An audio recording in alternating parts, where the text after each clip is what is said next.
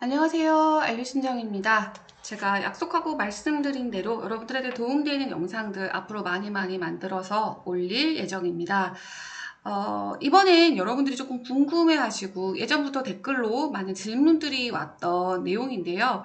어떻게 알류신정은 교육비라든지 출연비용 이런 것들을 충당하고 처리하셨냐 이런 들에 대한 질문이었어요. 굉장히 생소하고 조금 사적인 질문 같지만 궁금하실 것 같아요. 왜냐면 상담 심리사 입문하시는 분들이 비용적인 부분들에 대해서 걱정을 많이 하기 때문에 사실 많이 염려를 하시고 망설이기도 하시잖아요. 그래서 제 얘기를 듣고 제 케이스가 모든 사람에게 다 적용이 되지는 않겠지만 그래도 참조하시는 분들에게 도움이 되셨으면 좋겠습니다.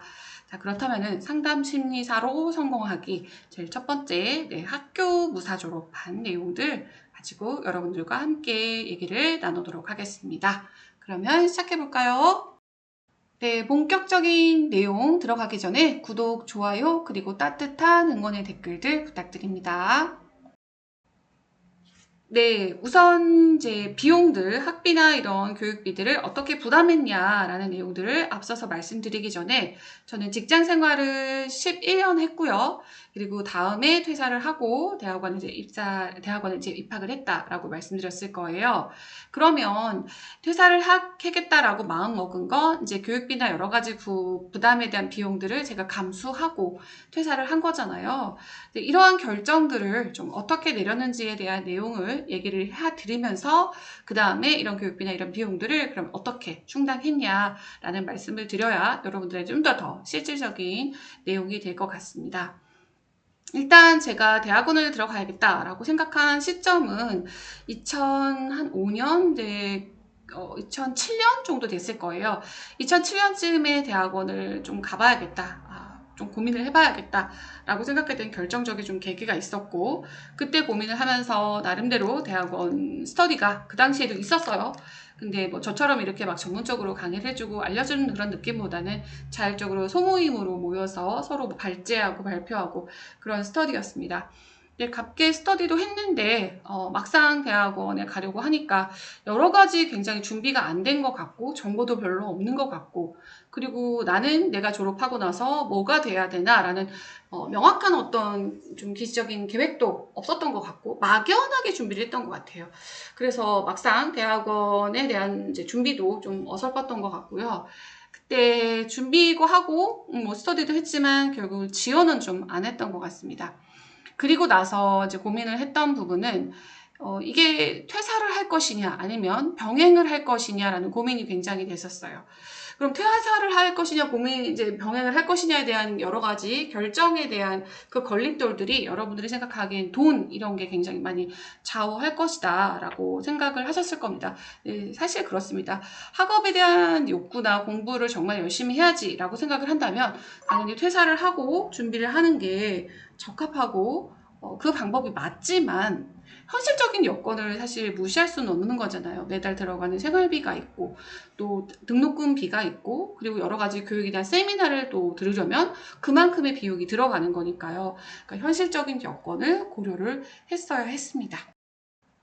그래서 가시적으로는 퇴사와 또는 일을 병행하는 거에 대한 고민이었지만 실질적인 고민은 이제 학업 욕구와 현실적 여건에 대한 갈등이 매우 컸습니다. 그래서 현실적인 여건들을 고민하면 사실 회사를 병행하는 게 맞고요. 학업 욕구를 생각하면 퇴사를 하는 게 맞았습니다. 근데 시간이 지나고 나서 제가 막상 상담사로 활동을 하고 이 시절에 이런 고민들을 되돌아보니까요. 사실 이거는 별로 중요한 고민이 아니었던 것 같아요. 정말 중요한 고민은 따로 있었습니다. 네, 정말 중요한 고민은 바로 관련 경력입니다. 여러분들이 선택을 하실 때 제일 중요한 기준이 현실적인 여건, 돈, 교육비, 여러 가지 수련을 위한 여러 가지 현실적인 여건 다 중요한데요. 사실 그 무엇과도 비교될 수 없는 가장 중요한 요소는 바로 이 경력과 관련 경력 요소였습니다. 이를테면 내가 회사를 이제 그만두고 이쪽 분야로 가야겠다라고 이제 마음을 먹었다면 여러분들은 하루라도 빨리 관련 경력을 쌓는 것이 유리합니다. 왜냐하면 상담사를 채용할 때 여러분들이 생각하기에는 출신 학교, 그 다음에 백그라운드 이런 것들이 굉장히 큰 부분을 차지할 거라고 생각하는데요. 기본적으로 상담심리학회, 상담학회 자격증들을 일부 갖춘다. 2급, 1급 구분하시는 이제 곳들이 있죠. 그래서 1급을 요하는 곳에는 당연히 1급이 있어야 되고, 근데 2급을 요하는 곳들은 또 2급이 있으면 됩니다. 기본적으로는 자격들은 다 갖고 계세요. 그럼 기본적인 자격이 다 동일한 조건이라고 한다면 그럼 네임드 있는 학교가 당락을 좌우하는 중요한 요소냐? 사실 그렇지 않습니다. 제일 중요한 부분은 바로 경력, 관련 경력입니다. 내가 원하는 분야의 경력이 충분하게 있느냐, 이게 관건인 거예요.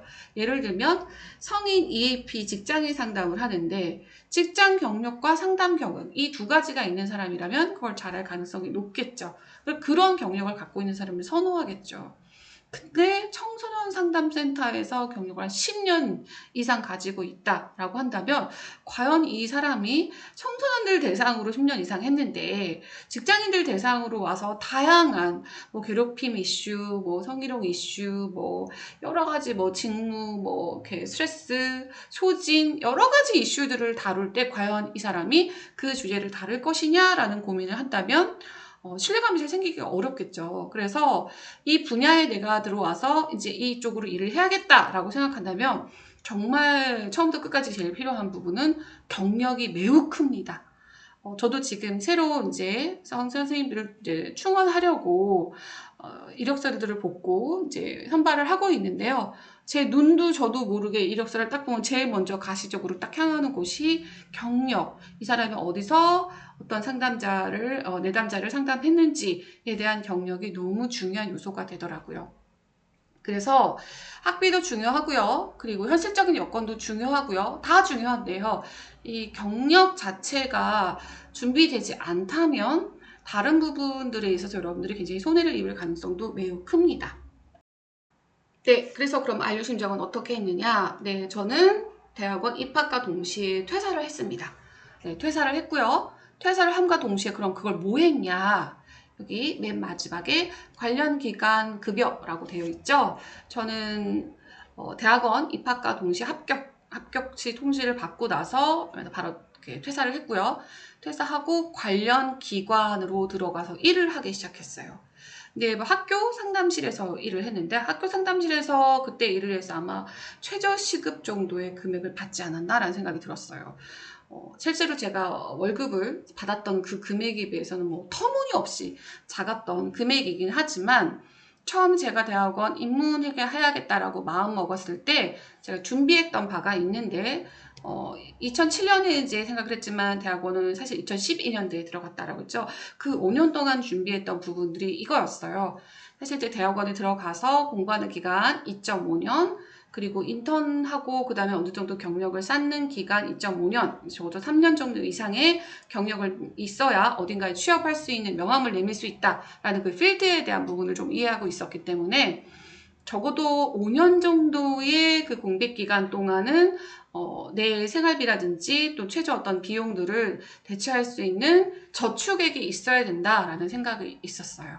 그래서 그 5년간 적어도 5년 동안 내가 아무 일도 못하고 손가락만 빨고 있다 할지라도 그걸 버틸 수 있는 어떤 금액들이 이 정도의 금액은 있어야겠다라는 생각을 하고 저축을 하고 금액을 모아뒀습니다. 근데 그 금액을 그 기반으로 해서 모아뒀는데 그 금액을 그만큼 쓰지 않으면 저한테 훨씬 더 여유가 생기는 거잖아요. 그래서 대학원 입학과 동시에 바로 상담실에 들어가서 일을 하기 시작했고요. 관련 기간에 급여를 받으면서 실제로 제가 손실이 발생할 거다라고 생각하는 금액보다는 손실이 발생하지 않았습니다. 자, 이 부분이 가장 크고요. 그러니까 금액은 적지만 관련 기관에 경력이 생긴다라는 거는 저는 졸업하고 나서 이 필드로 들어갈 가능성을 좀 더 빨리 앞당길 수가 있죠. 네, 그래서 두 마리 토끼를 다 잡는다라는 관점에선 저는 굉장히 좋았던 선택이라고 생각을 합니다. 그리고 이제 그런 상담 심리사의 어떤 잡들이 고용이 좀 안정되는 그 퍼머넌트 정규직보다는 계약직들이 훨씬 좀 많아요. 그럼 계약직들이 다 나쁘다라고 생각하시는 경우들도 있지만 사실 계약직 어떤 기간이 끝나고 나면 대부분 이제 실업급여를 받으실 수가 있잖아요. 그래서 저는 1년 4개월 정도는 학교 상담실에서 근무를 했었고요. 그리고 전체 제 재직 기간 동안 실업급여를 그때 처음 받아봤던 거기 때문에 한 1년 4개월 그만두고 나머지 한 10개월 정도를 실업급여를 받을 수가 있었어요. 그래서 교생 실습하는 기간 그리고 논문 쓰는 기간 동안에 일을 하지 않고 최저 생계비 같은 어떤 그 실업급여를 받아가면서 뭐 취업 준비를 하고 여러 가지도 하고 그리고 논문도 잘 쓸 수가 있었습니다. 그때 그렇게 논문에 조금 풀리 집중해서 쓸 수 있었기 때문에 제 논문이 교육대학원 우수논문 후보에 들어갈 정도로 퀄리티 있는 논문을 쓸 수가 있었습니다.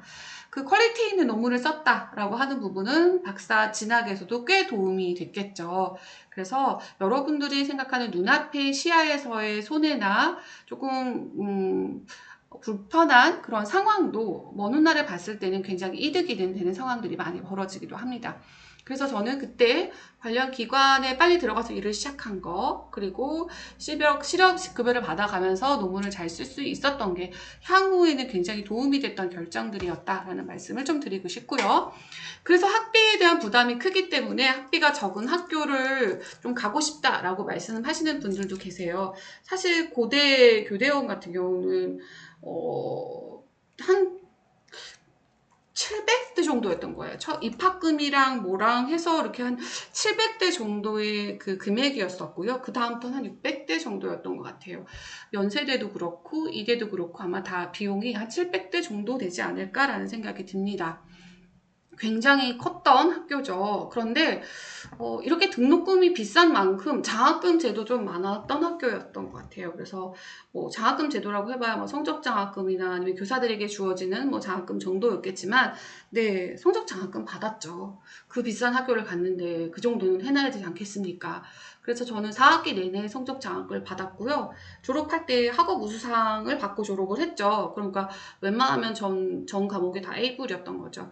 그래서 4년 동안 내내 성적 장학금을 받았는데 풀 그 장학금은 아니었고요. 한 150만 원 정도 해서 비용을 받아서 실제 들어간 제 등록금 한 450 정도이지 않았을까라는 생각이 듭니다. 그래서 학비가 적은 학교를 찾기보다는 장학금 제도가 좀 잘 돼 있고 네, 그런 학교를 들어가셔서 장학금도 잘 받고 공부도 잘 하고 하시는 곳으로 가는 게 더 좋지 않을까라는 생각이 듭니다. 네, 그리고 또 고민하시는 분들이 있어요. 이 등록금을 대출을 받을 것이냐. 네, 한국장학재단에서 이제 학교의 이제 이름으로 대학 그 등록금을 신청하면은 자동으로 학교의 등록금이 이제 전달이 되죠. 그래서 저는 좀 대출을 받을 것이냐, 그럼 이 대출은 결국은 빚이니까 나는 부담스럽다, 이렇게 생각하시는 분들, 고민하시는 분들 꽤 많거든요. 근데 솔직히 말씀드리면 저는 오히려 대출을 권해드리고 싶어요. 한국장학재단에서 제출하는. 왜냐면 거기 그 대출 그 이율이라고 하죠. 그 이율이 1.7%? 거의 2% 이하였던 것 같아요. 그러니까 여러분들이 어디서 대출을 받아도 이 정도의 그 이율을 가지고 대출을 해주는 곳이 없잖아요. 그런데 굉장히 큰 돈이 들어가는 비용을 여러분들이 2년 반 동안 계속해서 내야 되는 거예요. 물론 나중에 갚아야 할 돈이긴 하지만 그 목돈을 가지고 여러분들이 활용할 수 있는 곳이 굉장히 많다면 저는 그걸 묶어둬야 할 것이냐, 아니면 차라리 그걸 투자를 하고 여러분들이 뭐 삶의 질을 높일 것이냐, 그리고 대출을 받아 나중에 차차야 이렇게 갚는 것이 도움이 될 것이냐라고 생각을 한다면, 저는 사실 장학재단에서 주는 이런 학자금 대출이 학생들에게 주는 좀 특권이라고 생각을 해요. 이 개념이 뭐 다르신 분들은 뭐 굳이 돈이 있는데 빚을 내라 라는 말씀은 아니에요. 그러나 내가 살아가는 비용이랑 내가 어느 정도 상담사로 자리 잡는 데까지는 이렇게 목돈이 들어가는 비용이 꽤 부담스럽다라고 생각한다면 저는 학자금 대출을 권해드리고요. 아마도 4년간의 거치 기간을 지나고 나서부터 갚기 시작하더라고요. 그러니까 그 정도 4년쯤 지냈을 때 여러분들 어딘가에 취업이 되어 있고 돈을 벌기 시작할 무렵이 될 겁니다. 그래서 저는 적극적으로 한국장학재단에서 이용하는 대출을 사용하시라고 말씀드리고 싶고요. 학교별로 그 대출이 허용이 되는 학교가 있고 허용이 되지 않는 학교들이 있다고요. 대학 등급을 나누잖아요. 그 등급에서 떨어지게 되면은 이 대출조차도 받지 못하게 되는 경우들이 있더라고요. 그래서 그런 부분들 주의 깊게 살펴보시고 그리고 입학을 하시는 걸 추천드립니다. 네, 마지막으로 아까 말씀드린 대로 장학금을 받았던 거 꽤 큰 도움이 됐었고요. 그리고 저는 여기 조교 장학금이라고 써놨는데 사실 조교 장학금은 아니죠. 조교 알바비가 되겠죠. 그래서 여러분들이 조교들은 대부분 이제 1년짜리 계약직으로 뽑는 경우가 많잖아요. 그래서 뭐 학교 기관에 들어가서 1년 정도 조교 일을 하시고 그 다음에 뭐 이제 계약 기간이 끝나고 나면 이제 실업급여를 받아가면서 나머지 비용들 학기에도 출납하시고 이런 게 좋고요. 사실 제게 굉장히 큰 도움이 됐던 부분은 바로 이 프리랜서 부분입니다. 대학원 들어가고 나서 한 1학년 1학기, 2학기를 지나서 3학기쯤, 4학기쯤 됐을 때 논문을 이제 쓸 준비를 해야 되는데 뭐 용돈벌이나 좀 하자 그러면서 제가 대학원을 준비하면서 여러 가지 학교들의 자료들을 서치하고 그 다음에 알아보고 준비하고 학업 계획서도 굉장히 좀 꼼꼼하게 잘 쓰고 여러 가지 준비했던 게 굉장히 많았어요. 저는 서치하고 자료 조사하고 준비하고 이런 거 엄청 잘하거든요. 그래서 그때 대학원 준비할 때도 보통 이제 자기가 관심 있는 학교들만 자료 조사하고 알아보고 그러잖아요. 저는 온갖 학교의 모든 교수님들을 다 서치하고 자료 찾고 가장 최적의 제일 좋은 학교들을 찾고 좋은 교수님을 찾으려고 굉장히 많은 그 자료를 제가 조사했던 것 같아요. 그런 것들을 좀 썩히기가 아까우니까 그러면 대학원 준비하시는 분들을 위해서 좀 스터디를 하고 그리고 관련된 부분에 좀 도움을 주자 이렇게 생각을 하면서 이제 대학원 그룹 스터디를 시작을 했죠. 그게 이제 저한테는 이제 프리랜서의 첫 시작이었던 것 같고요. 그렇게 하면서 저한테 이제 돈도 벌게 해주면서 상담 심리사라는 제 퍼스트 잡이라고 한다면 상담 심리사의 어떤 진로, 그다음에 이런 진학 컨설팅을 해주는 건 제 부캐가 될 수도 있겠죠. 그래서 지금까지 사실 상담 경력만큼 이런 컨설팅의 경력도 제가 갖추고 오지 않았나. 그리고 이 안류심정이라는 사실 유튜브가 만들어지게 된 부분도 그때 그 프리랜서가 시초이지 않았나라는 생각이 듭니다. 그래서 여러분들이 가지고 있는 재주, 능력, 역량 이런 것들을 충분히 활용하셔서 프리랜서로서의 잡을 가져가시는 걸 저는 너무 적극 추천드립니다. 상담 심리사로서 일을 하면서 결국은 이 서브로 되어 있는 이제 일들을 하시게 된다면 양쪽에서 수입을 벌 수가 있죠. 어느 정도 조금 세팅될 때까지는 자리를 잡을 때까지는 상담 심리사로서의 급여가 그렇게 크지는 않거든요. 그럴 때 또 다른 어떤 분야에서 돈을 벌 수 있는 무언가가 생긴다면 여러분들 안정되게 또 안심되게 상담 심리사의 분야를 꾸준히 갈 수 있지 않을까라는 생각이 듭니다. 그래서 뭐가 됐든지 간에 여러분들이 프리랜서로 활동을 키워가셨으면 좋겠다라는 생각이 들고요. 당신은 그게 내가 상담심리사로 일하는데 이게 크게 도움이 될까라는 생각을 하실 수도 있는데 시간이 지나면 지날수록 사실 상담심리라는 영역, 상담학이라는 영역은 다른 그 무엇과도 콜라보레이션이 너무 잘 되는 분야인 것 같아요. 그래서 여러분들이 프리랜서로 생각하는 일들과 상담의 어떤 그 연합, 또 콜라보레이션까지 고민하신다면은 나만이 갖고 있는 독특한 어떤 수익 창출 분야가 생길 수도 있지 않을까라는 생각이 들었고요. 그리고 당시에 제가 대학원을 다니면서도 제 주변의 지인들이 자기 아는 사람들 대상으로 뭐 이런 심리검사 이런 것도 간단한 거 해줄 수 있냐라는 의뢰들이 조금 들어왔었고요. 그래서 의뢰들이 들어와서 간단한 심리검사 해주고 해석해주고 이렇게 하면서 비용을 조금씩 받았었어요. 제 인생에 무료 상담은 없다 막 이래가지고 저는 막 10,000원씩이라도 받고 했었거든요. 그런데 그게 10,000원밖에 안 되니까 막 주변에 막 소문이 나는 거죠. 잘 해주고 그리고 잘 했으니까. 그래서 그렇게 막 주변에 소문이 나서 뭐 10,000원 받고 오셔서 막 이제 원해서 하시는 분들도 있었고요. 그래서 대학원을 다니면서도 쏠쏠찮게 이렇게 용돈벌이를 했던 것 같습니다. 그래서 여러분들이 어떤 전문적인 영역의 무언가를 바라지는 않고요. 요즘에 숨고라든지 클래스 101이라든지 등등등 여러 가지 나만이 알고 있는 어떤 정보나 지식을 활용해서 돈을 벌고 계시는 분들이 굉장히 많잖아요.